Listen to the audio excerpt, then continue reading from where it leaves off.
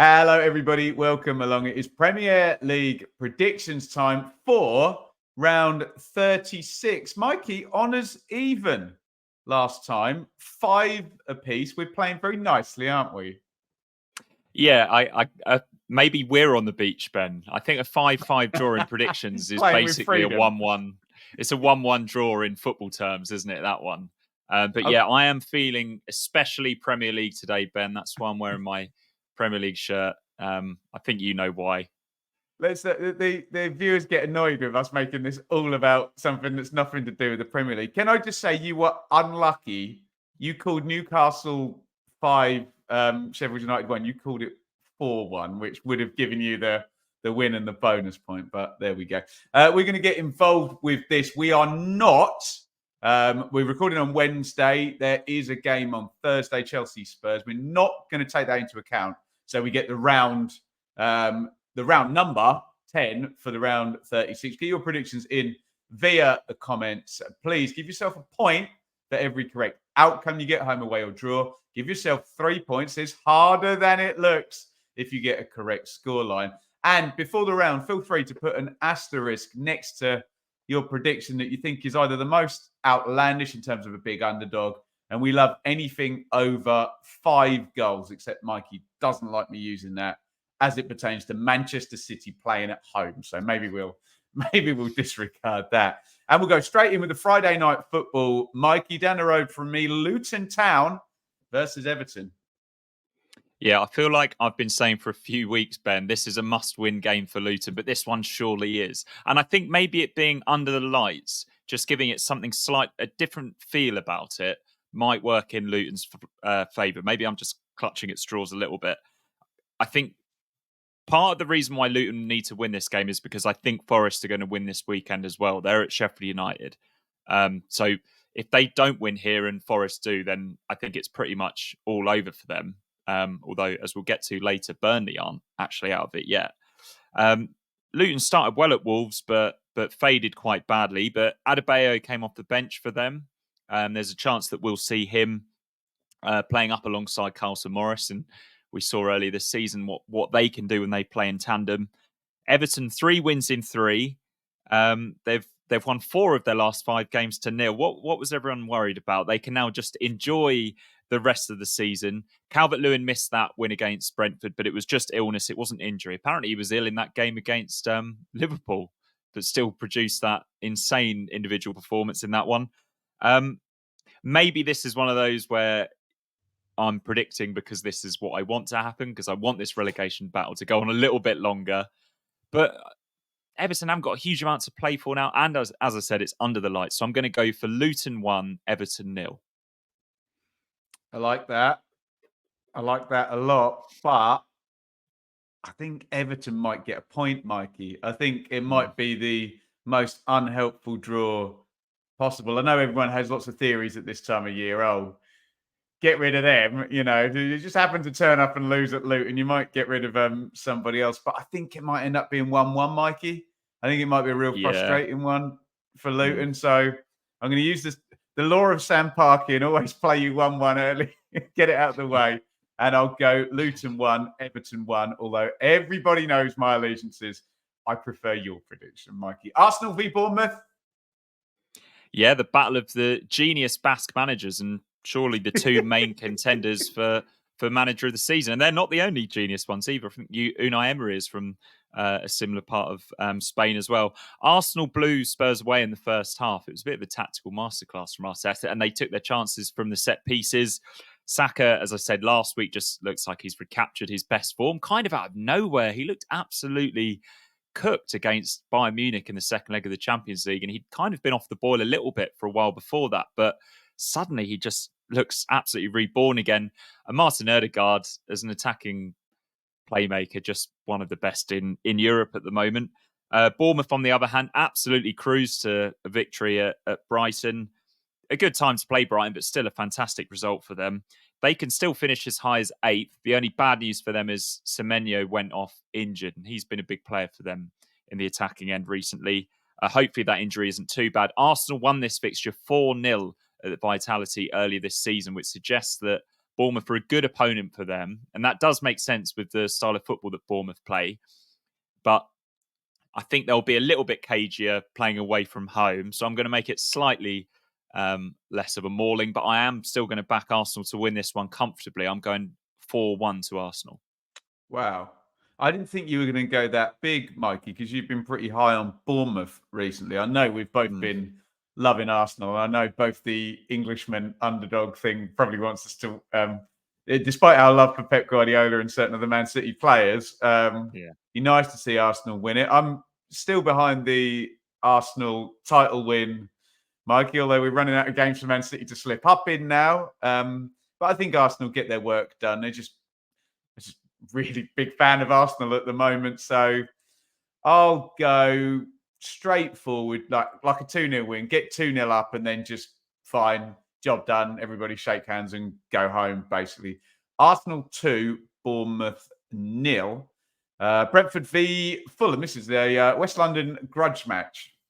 It is, yeah, and it's a nice time for it to be played because they're both kind of just chilling now between now and the end of the season, and it gives them an extra incentive and a game that the fans will be really up for.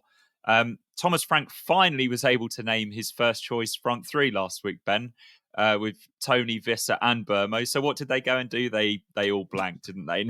No goals, and Brentford have been scoring for fun up until then. Just typical, isn't it? Fulham were denied a good win against Crystal Palace by a fine individual goal from Jeffrey Schlupp. Absolutely out of nowhere, that one. The last time Fulham won at Brentford, they haven't won at the G-Tech. The last time was way back in November 2016 with goals from Shawnee Aluko and Tom Kenny, who's still there. So, yeah, Kenny was still there the last time they beat them. But yeah, way back in 2016. So Fulham will be desperate to finally get that first win there. I could see this one being quite entertaining and a few goals, but I can't pick between them. I'm going to go for the Desmond here. I'm going Brentford 2, Fulham 2. Yeah, I was at this game last season. I've just had to remind myself of it. It was 3-2 in that one. Did you just go 2-2, Mikey? I did, yeah. Yeah, I quite like that, to be honest. Shall we go for the... Shall we go for the repeat then? I agree with everything you say. It should be fairly chilled out entertainment, shouldn't it? And both teams to score. I'll go for a repeat of what I saw last time, which did actually involve a virtuoso Ivan Toney performance. Where I remember him playing a ball with his back at one point as a real that one, yeah, flash gifable moment. He was having a lovely old time. Brentford 3, Fulham 2. This is a big one, Mike. I'm interested to hear whether you think Burnley are going to win. Burnley v Newcastle. Yeah, Burnley not done yet. This has completely escaped my attention because I'd kind of written Burnley off weeks ago, but they play Forest on the final day, which is a really interesting one, isn't it? And Burnley have only had one loss in 8. Yes, they've drawn most of them, including that point at Old Trafford, which could prove so vital. That late equaliser could be absolutely huge for them. But they need to follow it up. I feel like they do need a win here against Newcastle, and their home form hasn't been great all season. That result that I mentioned helped Newcastle, actually, because they can still finish in the top 6. They can still finish ahead of Manchester United. They played with a real swagger last weekend. And I know it was against Sheffield United, but really impressive stuff. And Callum Wilson is back. Good to see. He came off the bench and scored almost straight away. Newcastle have got an excellent record against Burnley. Obviously, it's Eddie Howe returning to the one place where he wasn't really a huge success. I'd like to see Burnley win because it would just definitely keep things interesting with that fixture against Forest coming up in the end of the season. But I just can't bring myself to do it. And I think Newcastle are going to have enough here. I'm going to go for Burnley 1, Newcastle 2. Yeah, I just had a little look. You're totally right. In between this game and final day, they play away at Spurs. So you do feel, even though Newcastle are a good side, that's far more winnable in terms of getting yourself in touch, and that's all you want with a head-to-head game on the last day. You just want to be within 2 points, don't you? Because then your destiny's kind of in your hands if you can beat them. The gap currently is 2 points. So they've just got to match Forest in the meantime. And which feels like it has to be a win, doesn't it? Yeah, we'll get to that on the next prediction, won't we? I got a bad scenario here for Burnley. Not as bad as yours, though. I think they're going to have to go for it, aren't they? I think they might go 2-1 down, throw the kitchen sink at it, get the equaliser, but not get the winner. So I know you've already played a Desmond on the previous game, Mikey, so I'm going to do it now. Burnley 2, Newcastle 2, and we'll find out whether Mikey thinks it's going to the last day based on Sheffield United versus Forest.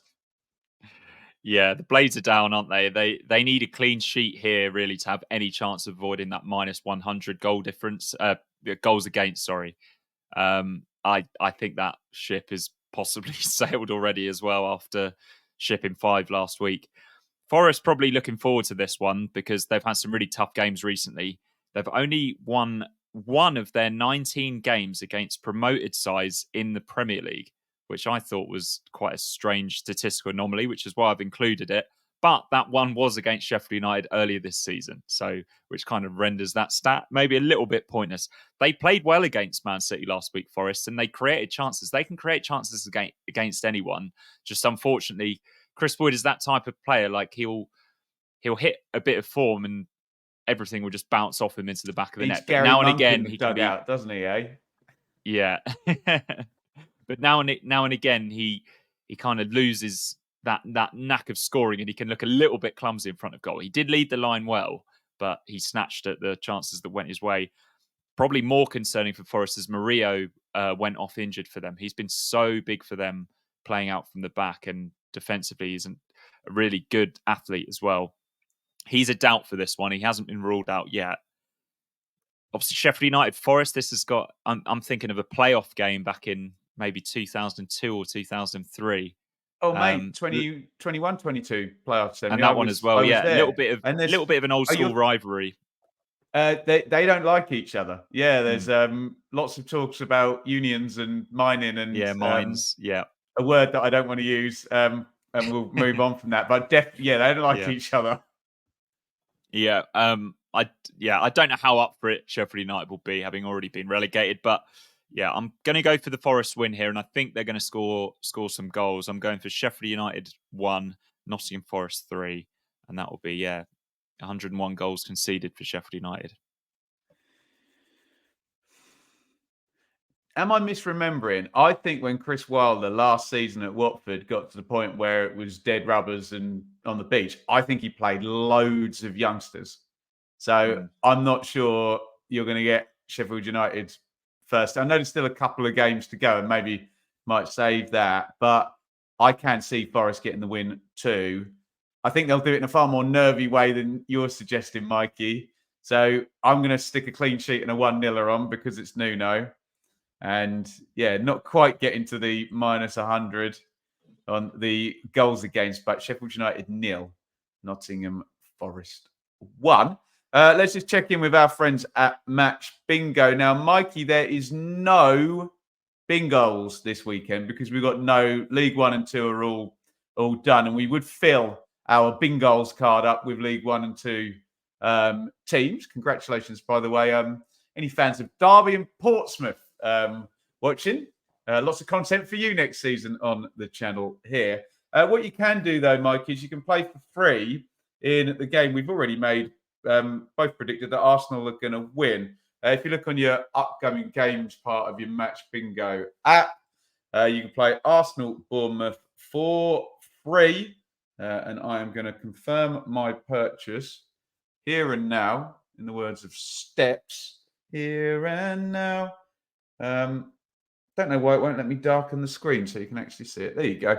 And here is my Arsenal versus Bournemouth card. So you can get involved with that at 12:30 on Saturday. Although mine and Mikey's brains are going to be somewhere else entirely at 12:30 on Saturday. But do get involved over at Match Bingo. That's a free card. You've got 2 £100 prize pots, 275 quid in total in the prize pots if you can get there, especially get to that full house as quickly as you can. We would love you to let the good people at Match Bingo know that we have sent you via that there QR code. Get yourself signed up. Remember to play responsibly. And remember, we've got playoffs coming up. And I think, Mikey, we might see a couple of £1,000 jackpots in certain playoff games coming up. So it's worth getting across to Match Bingo. And we will get back to the predictions. And here they come. Manchester City versus Wolves, Mikey. Yes, City's so efficient right now. Unbeaten in 31 in all competitions. And the last team to do this, and you'll like this recall, Ben, was the 1998-99 Manchester United team. Of course it was, where they went on to win everything. Obviously, City can't do that, but they can definitely win a League and Cup double. Kevin De Bruyne is the main man for them at the moment again. He's just recaptured his best form at the right time, and he's got a fantastic record against Wolves. Listen to this. He's had 6 starts against Wolves. He's had 5 goals and 5 assists. So he'll be diving header the other day ahead of this one. Yeah, never scored a header before, but obviously when he does score one, it's like a Ian Wright header with perfect curl. Yeah, absolutely ridiculous with that hair as well. Wolves not on the beach yet. I don't think that's their style, and they had a decent win last week against the Luton side that were desperately trying to win. And remember, they did beat City at Molineux early this season. One of the shocks of the season. Gary O'Neill loves coming up against these teams. But yeah, if you're thinking that I'm about to say that Wolves are going to cause an upset, you're wrong. I'm going for a boring, efficient 2-0 win for Manchester City. So, Mikey, just to clarify, did you say 2-0? Yeah. Any Wolves win gets me a bonus point here, whatever the scoreline. Yeah. Even a draw. Okay. Oh, that's interesting then. Now, go on. I'll do the ridiculous thing because it would be fun if Arsenal won the title. So I'll flip it. I'll go Wolves to nick a goal on the break, Man City kitchen sink, and Wolves to get second. There's like 5 players running through against the keeper in the 90th minute, and one passes it to the side. Adama Traore scored a double at the Etihad. There you go. One of their vintages a few years ago. I think for my long-time watchers, I'm obliged to say, look at the size of that man whenever Adama Traore is mentioned. And I'm going to go stupid prediction. I want a bonus point, Mikey. I'm probably not going to get it, but let's do manifestation, as the kids would say. Man City 0, Wolves 2. Ridiculous. Brighton versus Villa. Yeah, Brighton understandably want this season to be over. They've just had far too many injuries, and just disappointment after disappointment at the moment after probably 16 months or so of just pure joy. It was a 3-0 defeat at Bournemouth, and that will have stung. De Zerbi continues to tinker. I don't think he has much choice at the moment, but just constantly chopping and changing. Even the goalkeeper, which is just a little bit weird and a bit frustrating, I think, for some Brighton fans. Villa's point against Chelsea is looking very valuable at the moment. I know they were holding on at the end there, but they've kept themselves 7 points clear of Tottenham, who only have 2 games in hand, and Spurs have some tricky fixtures. They've got the huge game with Olympiacos in midweek as well. So I think Unai Emery's going to have to use his squad across those 2 games. So we might see 1 or 2 players rotated in the game at Brighton. Villa have won the last 5 games they've played against Brighton with an aggregate score of 14-3.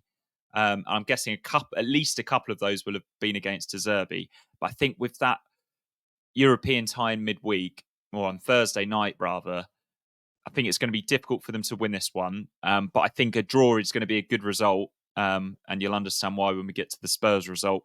I'm going for Brighton 1, Aston Villa 1. I always back Villa, Mikey, don't I? Why would I stop now? Yeah, and it's worked for you. Yeah.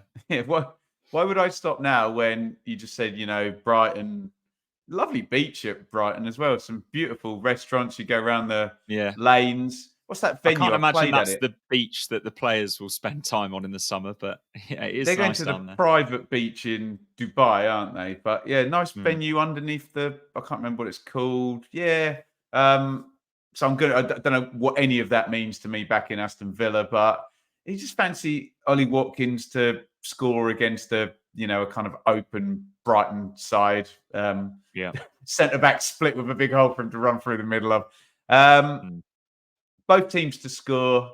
Let's go silly. Brighton 1, Villa 3.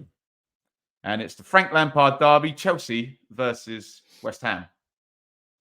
Yeah, Chelsea still so much fun, aren't they? Unlucky not to win at Villa, as I mentioned last week. They had loads of kids on the bench. None of them came on, but when I was looking on Soccerware, I noticed, loads of young English players that Pochettino put on the bench. I don't know if that was enforced by injury. How they could do with a winger like Amari Hutchinson, say, Ben. A winger that not only Or has any of their pace, other but has 50 end players they products. loan out every season, right? Yeah, he's not the only one, but at the moment, I think he's the man that they're probably wishing they had.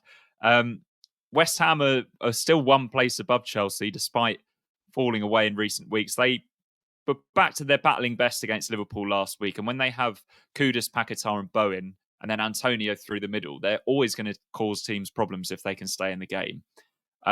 West Ham, though, have only won one game in 17 at Stamford Bridge, and that was when Frank Lampard was in charge at Chelsea. You can predict whatever you want for this one. I'm going for Chelsea 3, West Ham 1. Yeah, I've got Chelsea comfortably. I might do a silly one as well. Can you imagine Chelsea really kind of click in dead rubbery fashion? West Ham are sort of, I don't know what the opposite to the beach. The beach kind of implies it's happy, whereas West Ham feels all a little bit like we're going to get a managerial change and, a bit of a reset. Yeah. I might go like 4-0 or something, just for the sheer laugh of it. Yeah, go on then. I've already played my bonus points, so don't worry about that. Chelsea 4, West Ham 0. Liverpool Spurs, Mikey. Yeah, two sides who would have been hoping that there was so much more riding on this than there appears to be at the moment. Been a bit of a mini crisis at Liverpool. Just an awful 30 days since that draw at Old Trafford. And yeah, Salah and Klopp on the touchline the other day, the tensions boiling over. These are scenes that we just haven't seen between those two at any point. But Klopp's enjoyed some of his best ever memories against Tottenham. They've had some fantastic wins against them in the Premier League, and they obviously beat them in the Champions League final a few years ago as well. I don't think there's a huge amount of players from the Tottenham side that were playing that day, but there's quite a few from the Liverpool side. And yeah, Spurs, a real gut punch for them in the North London derby, just gave themselves too much to do by just not defending set pieces particularly well. Pedro Porro did play, so I've got that one wrong, Ben. I think I said last week that he looked like he was out for the rest of the season, but he was back against Arsenal, so he's an important player for them and does give them a boost, certainly going forward. I think Liverpool are due a big performance, and they will playing against a Tottenham side that needs a win will suit them. I'm going to play my bonus point here. I'm going for a chaotic Liverpool 4, Tottenham 2. That's magnificent. Does feel like a high scorer, doesn't it? I'm not far away from you. I realise 3-2 doesn't sound quite as magnificent as 4-2, but okay. Feels like I'm going too similar to you if I do that. So I'll go 3-1, maybe with the caveat that maybe Spurs take the lead. And would it be fun if like Salah scored a couple of goals and went and had a nice cuddle with Jurgen That Klopp? would be nice. So that doesn't Yeah. all end in a nasty way, because I love both of those characters. And finally, Mikey loves Crystal Palace versus Manchester United. Yeah, this is the Croydon Derby, Ben. The best supported football club in the Croydon area playing against Crystal Palace.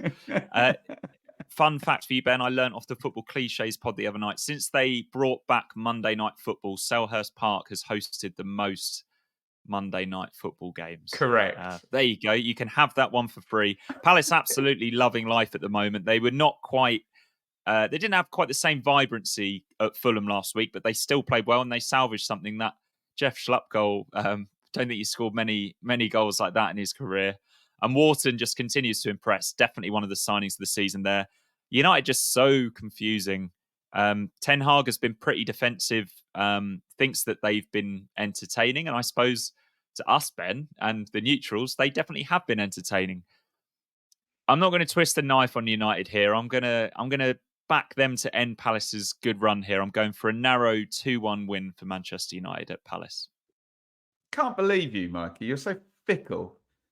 I backed Crystal Palace last week, so I'm going to do it again. I'm all on the Palace train here. By the way, speaking of football cliches, a couple of my favourite things, football cliches and Wayne Rooney. I saw Wayne Rooney tweeted yesterday that he's joining the overlap team with Gary Neville, the podcast or whatever, and he can't wait to get started, which I thought was just like the perfect thing. And I hope Wayne Rooney typed that tweet himself, but he probably the marketing PR person did it for him. Sorry, you went 2-1 Manchester United, yeah? I did, yeah. Which feels like a bold prediction for some reason, but yeah, right. That's what I'm going It for. looked silly when I typed it down, so much so that I typed down the other way. So I'll do just that. People get very cross when I flip the score lines, but you have to understand there is partly a game between myself and Mikey going on, and that is why I'm going to say Crystal Palace 2, Manchester United 1. Speaking of people getting cross, Mikey, would you like to address the Aston Villa fans who have called you out for saying that Yuri Tielemans was a bad signing? Would you like to backtrack on this? Yeah, I will backtrack and I will apologise to some extent. So I don't think I said he was a bad signing. I said he wasn't one of the signings. You said he was the the worst season. It signing didn't seem ever in history. Yeah, he's worse than Bosco Balaban. No, so I noticed earlier on this season he wasn't really playing much, and obviously a lot of that was to do with the fact that Villa have some fantastic midfielders in there, and it had escaped my attention that he was playing quite well earlier this calendar year after he came back from injury. I had noticed him the last few weeks for sure, and he's a player that I've always thought has the capabilities to be a really high level player, but for whatever reason hasn't quite reached it. But it looks like Unai Emery is getting the best out of him. And yeah, I will apologise to Aston Villa fans. Yuri Tielemans is a fantastic player, and fair play. He's turned out to be a fantastic signing. Didn't he score that absolute worldy goal in the cup final as well for Leicester? Yeah, he scored some big goals. Yeah, there we go. Right, thank you everybody for watching. Get your predictions down in the comments. I think I know where Mikey will go with his closing comments, because potentially this show next season, were Ipswich Town to score 1 point in a home game against 23rd place, already 99% relegated Huddersfield Town, this show may involve Ipswich Town next season, Mikey. So would you like to have the last word? Yeah, just picture the scene next year. You're going to be watching these Premier League predictions. Ben's going to be predicting Ipswich to lose because he's so level-headed, and I'm going to be predicting them to win every week. But we will try and be balanced. We will give everyone the same amount of chat. But yeah, up the town. Now, you might see a YouTuber with millions of subscribers and views a week driving a Bentley. It's a bit more modest, I have to say, when you're covering the Championship. So if you can find a few quid each month to support over on Patreon or by hitting the join button here, you are making the world of difference for myself, Shaylee and Enid.